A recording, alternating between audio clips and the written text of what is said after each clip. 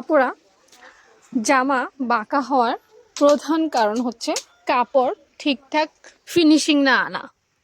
Finishing জিনিসটা কি দেখো, একটা কাপড়ের ভেতরে বাইন থাকে, একটা কাপড়ের মধ্যে সুতার বাইন থাকে। এখন এই সুতার বাইনটা যদি সঠিকভাবে ভাঁজ না হয় তাহলে এই জামাটা বাঁকা হবে। এখন আমি যে এক কালারের কাপড়টা ভাঁজ দিচ্ছি, দেখো প্রথমে এটা 2 ভাঁজ দিছি, এরপর এটাকে 4 ভাঁজ করা হবে। এখন এই ভাঁজ করতে গিয়ে আমরা দেখা যায় উপরের ভাঁজটা ঠিকঠাক দেই, ভেতরের ভাঁজটা ঠিকঠাক দেই না।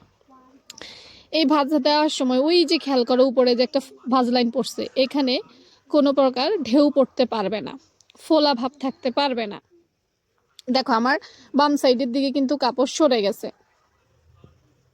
এখন আমি এটা নেড়েচেড়ে ঠিক করব এবং বাকিটা হাত দিয়ে ফিনিশিং করব। টোটাল কথা হচ্ছে, যখনই যেদিকেই ভাঁজ দিই, যেমন এখানে 2 ভাঁজ মানে 2টা পার্ট, একটা ভাঁজ হয়েছে মাত্র উপরের দিকে, এই ভাঁজগুলো যেন সমান তালে এবং বাইন অনুযায়ী হয়, তাহলেই তোমার জামা বাঁকা হবে না।